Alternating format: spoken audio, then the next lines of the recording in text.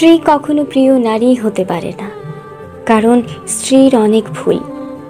বেশিরভাগ লোককেই যদি প্রশ্ন করা হয় আপনার জীবনে সবচেয়ে প্রিয় নারী কে, স্বভাবতই অনেকেই উত্তর দেন মা। কেউ বলেন মেয়ে, কেউ বলেন বোন, কেউ বা বলেন নানি, কারণ সে তাকে কোলে পিঠে করে মানুষ করেছে। এমন অনেকগুলো সম্পর্কের কথাই উঠে আসে, খুব অবাক লাগে। একজন মানুষও উত্তর দেন না তার বউ তার সবচেয়ে প্রিয় নারী। আসলে বাঙালিদের সমস্যা, বউকে ভালোবাসি বললে মান সম্মান চলে যাবে, লোকে বউ পাগল বলবে, বউয়ের কাছে ছোট হয়ে যাবে, অথবা বাকি পুরুষদের সামনে হেডাম কমে যাবে।